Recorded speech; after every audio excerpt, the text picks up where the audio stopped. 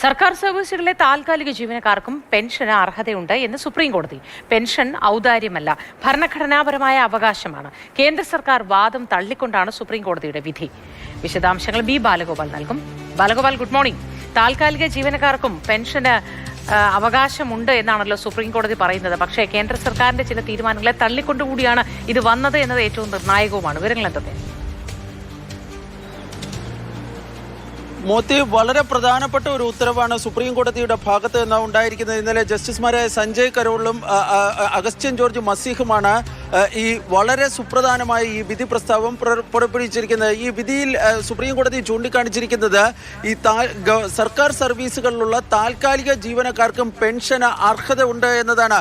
അവരുടെ ജോലി സ്ഥിരപ്പെട്ടിട്ടില്ല എന്ന കാരണത്താൽ പെൻഷൻ നിഷേധിക്കാൻ വേണ്ടി കഴിയില്ല എന്നാണ് സുപ്രീം കോടതി ഇപ്പോൾ വ്യക്തമാക്കിയിരിക്കുന്നത്. പെൻഷൻ ആരുടെയും ഔദാര്യമല്ല എന്നും അത് ഭരണഘടനാപരമായ അവകാശമാണ് എന്നും സുപ്രധാനമായ ഈ വിധി പ്രസ്താവത്തിൽ സുപ്രീം കോടതി ചൂണ്ടിക്കാണിക്കുകയും ചെയ്തിട്ടുണ്ട്. കേന്ദ്ര സർക്കാരിന്റെ വാദം നിരാകരിച്ചുകൊണ്ടാണ് സുപ്രീം കോടതി ഇത്തരത്തിലൊരു സുപ്രധാനമായ വിധി പ്രസ്താവം നടത്തിയിരിക്കുന്നത് എന്നതാണ് ഏറ്റവും പ്രധാനപ്പെട്ട കാര്യം. ബീഹാറിൽ നിന്നുള്ള ഒരു കേസിലാണ് സുപ്രീം കോടതി ഈ വിധി പ്രസ്താവിച്ചത്. ഒരു വിധവയായ സ്ത്രീയായിരുന്നു സുപ്രീം കോടതിയെ സമീപിച്ചിരുന്നത്. തന്റെ ഭർത്താവ് ഏതാണ്ട് 3 പതിറ്റാണ്ടോളം ഈ പോസ്റ്റൽ സർവീസിൽ ജോലി ചെയ്തിരുന്നു, പക്ഷേ സ്ഥിരപ്പെട്ടിട്ടിരുന്നില്ല.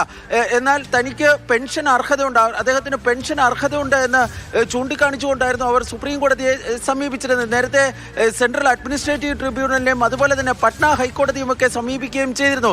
സുപ്രീം കോടതി ഇക്കാര്യത്തിൽ വ്യക്തമാക്കിയിരിക്കുന്നത് ഇവർക്ക് പെൻഷൻ അടിയന്തരമായി നൽകണമെന്നതാണ്. കാരണം ഇവരുടെ ജോലി സ്ഥിരപ്പെട്ടിട്ടില്ല എന്ന കാരണത്താൽ അവർക്ക് ഒരു കാരണവശാലും ഈ പെൻഷൻ നിഷേധിക്കാൻ വേണ്ടി കഴിയില്ല എന്നും ഒരാളുടെ ജോലി സ്ഥിരപ്പെട്ടിട്ടില്ല എന്ന ഒറ്റ കാരണത്താൽ പെൻഷൻ നിഷേധിക്കുന്നത് അംഗീകരിക്കാൻ വേണ്ടി കഴിയില്ല എന്നുമാണ് സുപ്രീം കോടതി പറഞ്ഞിരിക്കുന്നത്. സുപ്രീം കോടതി ഈ കേസിലാണ് ഈ വിധി പ്രസ്താവം നടത്തിയിരിക്കുന്നതെങ്കിലും ഈ വിധി പ്രസ്താവത്തിന് വലിയ തോതിലുള്ള ഒരു പ്രത്യാഘാതം ഉണ്ട് എന്ന കാര്യത്തിൽ യാതൊരു സംശയവുമില്ല. കാരണം കേന്ദ്രം സുപ്രീം കോടതിയിൽ പറഞ്ഞിരുന്നത് ഈ വലിയ സാമ്പത്തിക ബാധ്യത, അതായത് ഈ താൽക്കാലിക ജീവനക്കാർക്ക് പെൻഷൻ നൽകുകയാണെങ്കിൽ അത് വലിയ സാമ്പത്തിക ബാധ്യത ഉണ്ടാകുമെന്നതായിരുന്നു.